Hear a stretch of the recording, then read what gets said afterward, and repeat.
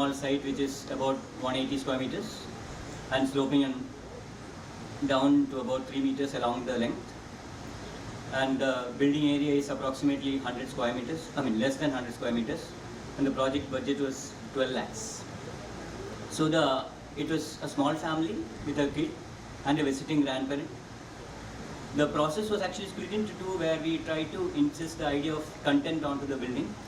So we were trying to explore the contradicting ideas of the home and the house, where the house becomes the container of home, and home is a place where the activities actually start forming and you develop an association with the built form.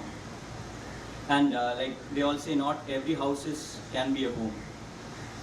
So to start with, the other part of the process is where you manage the site.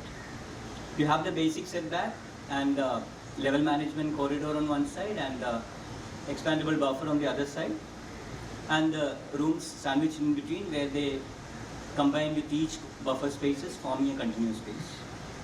So that's how the site is managed.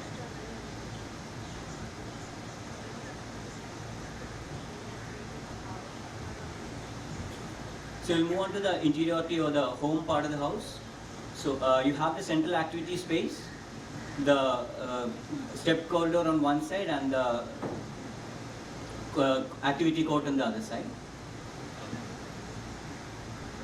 So that's the dining space, where you have the small court where the grandparent might sleep when she comes over, and that's how it is. And next is the living area. There's another court on the side where the prayer room happens, and the mom actually stitches for a living, which is also happening in that part.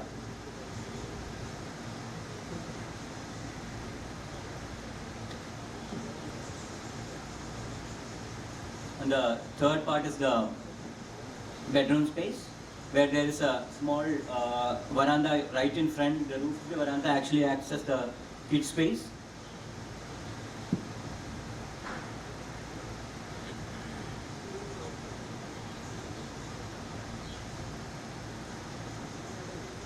The whole house was actually made with kid in the mind, and he's actually very happy with all the levels. And now we move on to the house or the skin. The exteriority was more like a response to the existing boundary conditions. So you had agricultural land on the southern side, and the west side was a road and a shady trees, and the north side was a new construction coming up just like this, a small pot and a very same setback house that is coming up. And the east side is the front yard. So the south side, what we did was we punctured it in different levels so that you get varied perceptions of the agricultural land, and it's along the steps so that the kid can actually explore these places.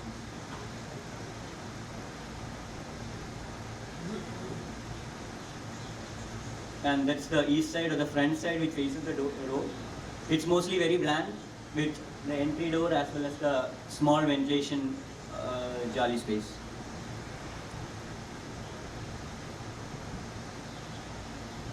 And that's the north facade, where there is going to be a house that is going to come up soon, and you have just the setback left. So it was mostly jollies that shade the common spaces and windows with curtains on the activity spaces.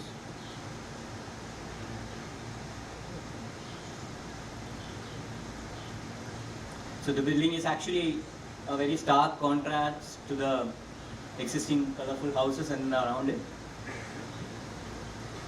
And the materiality is mostly porotherm and concrete interlock blocks, which was sourced very nearby. The interlock block was like 2 blocks apart. You could carry the materials right to the space by hand.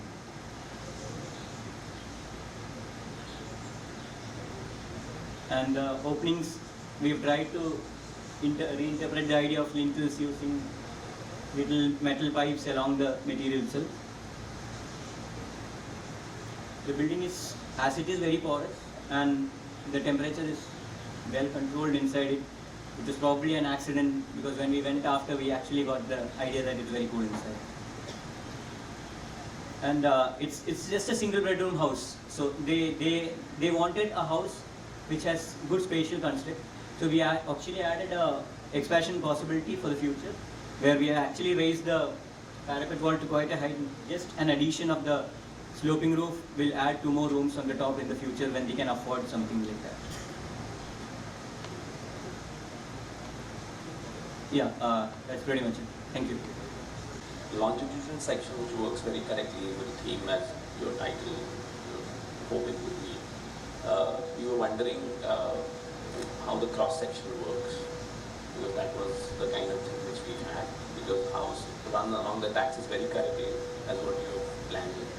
When it comes to cross sectional, I guess in living room maybe it is working correctly, but the kind of porosity which you require on the sides, whether it's not pronounced correctly maybe in your presentation or maybe the whole pyramid. So just wanted to understand that part of it, how it behaves.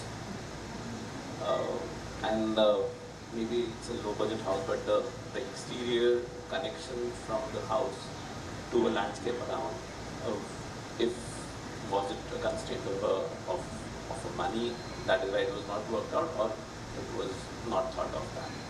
Yeah, onto the whole 3 sides had roads actually.